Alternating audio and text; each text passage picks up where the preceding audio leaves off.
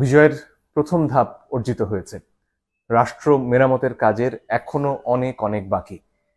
কিন্তু এই সময়ে অতীতে আমরা যে ভুল করেছি সেটা যেন না করি। মুক্তিযুদ্ধের পরে শহীদদের তালিকা আমরা 50 বছরেও করতে পারিনি। আহতদের তালিকা সে তো আরো অনেক দূরের কথা। কিন্তু এই সময় সেটা অসম্ভব নয়।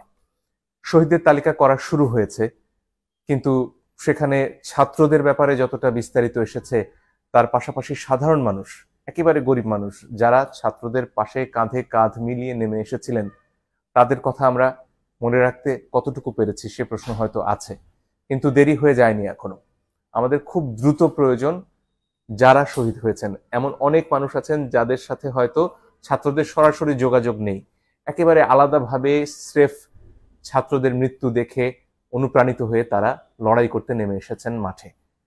এদের কথা মনে রাখতে হবে, এদের কথা ভুলে গেলে চলবে না। এদের মধ্যে রিকশাওয়ালা রয়েছেন, সাধারণ শ্রমিক রয়েছেন, যারা ভ্যানে সবজি বিক্রি করতেন তারা রয়েছেন। এরা বস্তিতে থাকেন, এদের সবার কাছে ইন্টারনেটওয়ালা মোবাইল ফোন, স্মার্টফোন নেই। এদের মধ্যে যারা শহীদ হয়েছেন তাদের তালিকা যত দ্রুত সম্ভব এলাকা ভিত্তিক করা প্রয়োজন। আরো একটা কাজ খুবই প্রয়োজন এই মুহূর্তে, সেটা হচ্ছে যারা আহত হয়েছেন এবং যাদের চিকিৎসা প্রয়োজন। এমন অনেকে রয়েছেন যাদের চিকিৎসা করার মতন সামর্থ্য রয়েছে, তারা হাসপাতালে যেতে পারছেন, এদের মধ্যে ছাত্ররা রয়েছেন। কিন্তু এর বাইরে যারা সাধারণ মানুষ, যারা বস্তিতে থাকেন, তারা হয়তো তার ঘরে আহত হয়ে অসুস্থ অবস্থায় পড়ে রয়েছেন, তার খবর আমরা এখনো জানতে পারছি না। আমি আহ্বান জানাচ্ছি যারা ছাত্ররা এই আন্দোলনের নেতৃত্ব দিয়েছেন, যারা অত্যন্ত চমৎকারভাবে এখনো অনেক জায়গাতে ট্রাফিক সামলাচ্ছেন, ঢাকা আজকে একটা সুশৃঙ্খল শহর, তাদেরকে আহ্বান জানাবো, আপনাদের আরো কাজ রয়ে গেছে। এই আহতদের খুঁজে বের করতে হবে, তাদের পাশে দাঁড়াতে হবে। তবে এই কাজ শুধু আমাদের ছাত্রছাত্রীদের নয়, এই কাজ এলাকার সবার। আপনার এলাকায় বস্তিগুলোতে গিয়ে দেখতে হবে সেখানে কারা আহত রয়েছেন, তাদের কি সাহায্যের প্রয়োজন।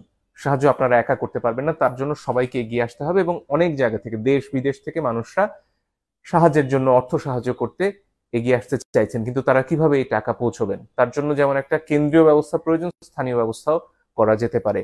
প্রথম কথা, একটা গুগল ডক করা যেতে পারে, যেখানে এই তথ্যগুলো দেয়া হবে যে তিনি কে, কোথায় থাকেন, তার যোগাযোগের ঠিকানা বা মোবাইল ফাইন্যান্সিয়াল সার্ভিস, এটা বিকাশ হোক, ডাচ বাংলা ব্যাংকের হোক, সেগুলোর নম্বর দেয়া যেতে পারে।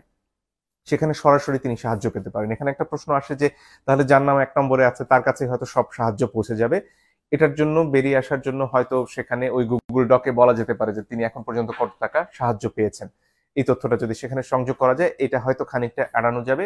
এছাড়া যারা ওয়েব ডেভেলপ করেন তাদের পক্ষে একটা ওয়েবসাইট তৈরি করা সম্ভব, যেখানে আসলে এই যে কার নাম আগে আসবে কার নাম পরে আসবে এটা নিয়ন্ত্রণ করা সম্ভব, যাতে সুষ্ঠুভাবে এই সাহায্যটা সবার কাছে পৌঁছানো সম্ভব হয়।